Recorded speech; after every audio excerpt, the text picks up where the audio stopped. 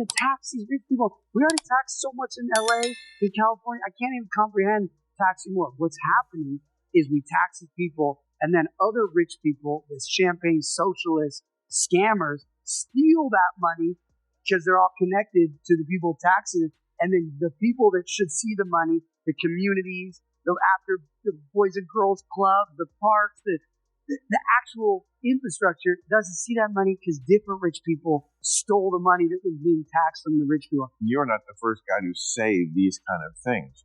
It's all who can actually do it.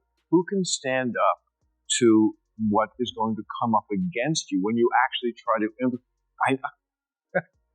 but really, I mean, I promise state, you, I'm the one. Okay, and I hope you are. I'm the one.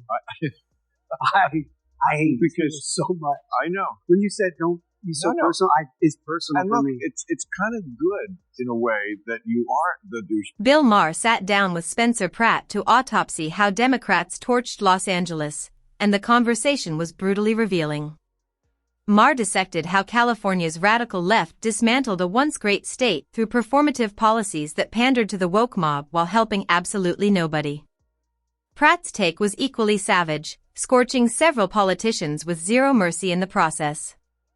So, if you have an appetite for scorching political truth-telling, smash that subscribe button, and let's tear into it.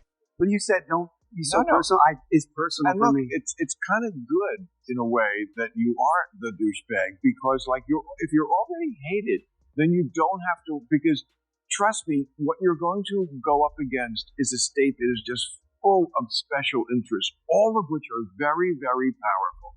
I mean, you can't do anything in this state without, like, getting a license or an inspection. I've bitched about this many times. I wanted to change my garage door. It was built as a 3, and it really is only for 2. I'm a humble man. It's not a 3-car garage. Whoever built that wanted to big themselves up and tell some chick, I got a 3. You don't. You have a 2-car garage, and that's fine. I have 1 car. I'm a simple man. 1 car, 1 house, 1 plane. Simple person. No. So just to get my garage door changed took 3 inspections. First of all, why are you inspecting it all? Maher pulled back the curtain on exactly why California finds itself in this catastrophic mess, and the answer is as infuriating as it is unsurprising.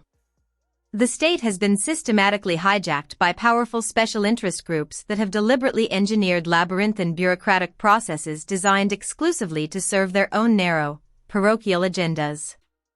These aren't accidental failures or well-intentioned miscalculations. Critics argue that this is a system of obstruction that rewards dysfunction.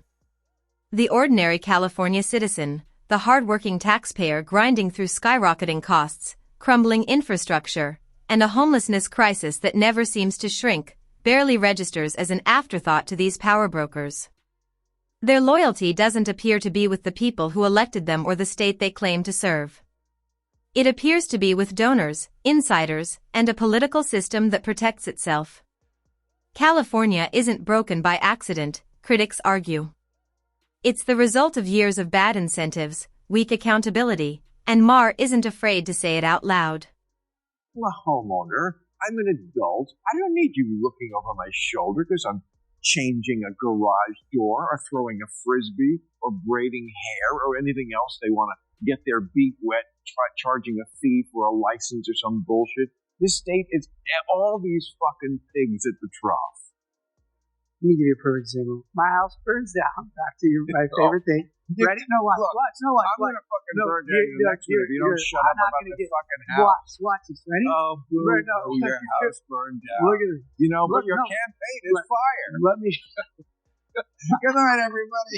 So, look at this. They are in court telling me they had no legal responsibility to make sure my house doesn't burn down. Who said? The city. The city. So, but yet the city, if I want to rebuild right now with my California Fair Plan, $1 million I got, they want to put $1.2 million into caissons into the dirt. Spencer Pratt delivers one of the most gut-punching examples of just how broken California truly is. When the devastating fires tore through Los Angeles and reduced his home to ash, Pratt did what any reasonable citizen would do. He sought compensation from the city. The response he received was as cold as it was telling. The city owed him absolutely nothing, zero, not a single dollar for the destruction of his home through a disaster that adequate governance and proper forest management might have prevented. But here's where the infuriating hypocrisy kicks in. The moment Pratt attempts to rebuild on his own land, city authorities materialize instantly, hands outstretched, demanding a cascade of fees and permits. So, the question every Californian deserves answered is devastatingly simple: where exactly is all that fee money going? Because it clearly isn't protecting residents, compensating victims, or rebuilding communities when nature and negligence come calling.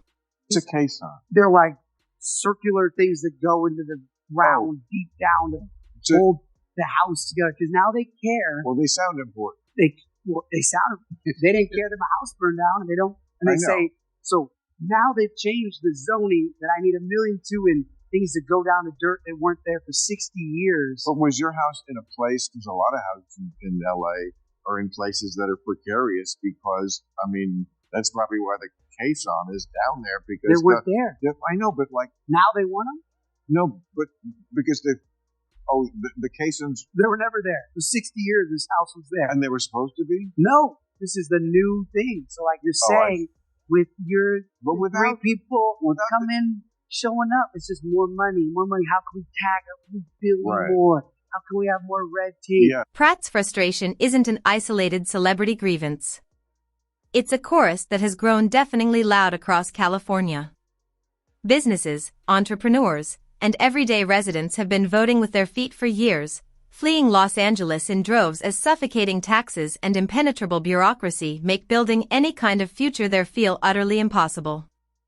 The exodus spans every income bracket, from working families crushed by the cost of living to corporations quietly relocating their headquarters to Texas, Florida, and Nevada without looking back.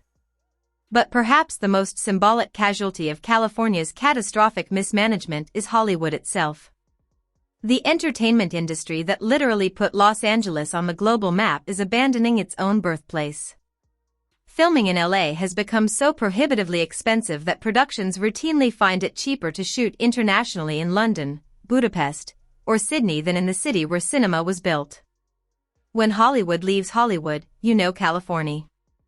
We're going to tax these rich people. We already tax so much in LA, in California. I can't even comprehend taxing more. What's happening is we tax these people, and then other rich people, this champagne socialists, scammers, steal that money because they're all connected to the people taxing it. And then the people that should see the money, the communities, after the Boys and Girls Club, the parks, the actual infrastructure doesn't see that money because different rich people stole the money that was being taxed from the rich people. California has one of the highest tax burdens in the nation, extracted from residents with the implicit promise that the money fuels progress and prosperity. But scan the streets of Los Angeles, step over the tent cities, dodge the potholes, and ask yourself honestly, where is all that money actually going? The state is deteriorating in plain sight.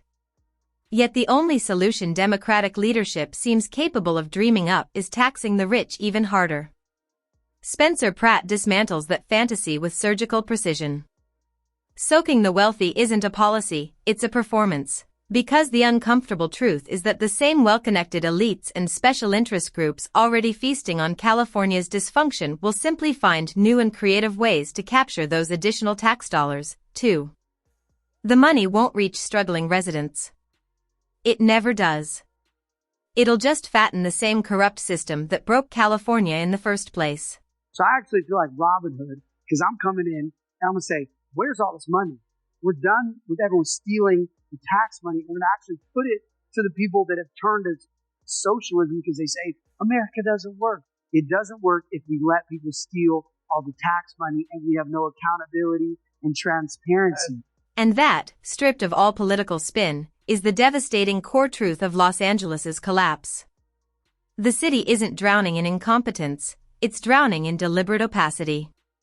There is suffocating bureaucracy at every turn, mountains of red tape, endless committees, commissions, and departments consuming billions of dollars annually. Yet transparency is virtually non-existent. Nobody is being held accountable. No official is losing sleep over unanswered questions. No politician is facing genuine consequences for decades of mismanagement and broken promises. And the most damning indictment of all, ordinary Los Angeles residents, the teachers, nurses, small business owners, and working families faithfully paying their taxes year after year, cannot point to a single tangible return on their investment. No cleaner streets, no safer neighborhoods, no functional public systems, just more fees, more bureaucracy, and more excuses. When a city collects heavily from residents and fails to deliver results, that isn't governance. Look, I mean, you're not the first guy to say these kind of things. It's all who can actually do it. Who can stand up to what is going to come up against you when you actually try to... But really, I mean, I promise state, you, I'm the one. Okay, and I hope you are. I'm the one. I hate because so much. I know. When you said don't be so personal, it's personal and for look, me. It's kind of good in a way that you are the douchebag because, like, if you're already hated, then you don't have to. Because trust me, what you're going to go up against is a state that is just full of special interests, all of which are very, very powerful. Spencer Pratt threw his hat into the ring for Los Angeles mayor and didn't clinch the victory. But had he won, he would have walked straight into a war, not a political disagreement, not a difference of opinion, but a full-scale institutional war waged by enormously powerful entrenched interests that have built their empires on Los Angeles dysfunction and have absolutely no intention of surrendering that grip without a brutal fight. The unions, the lobbyists, the bureaucratic power brokers, and the well-connected donor class, these forces don't just influence Los Angeles governance, they own it, and they crush anyone bold enough to threaten their stranglehold. This is precisely why Bill Maher argues that fixing Los Angeles demands something exceedingly rare in modern politics, a leader with titanium resolve, genuine independence, and the fearless willingness to stare down these institutional giants without blinking. Not a compromiser, not a career politician, but a genuine reformer willing to burn the corrupt playbook entirely.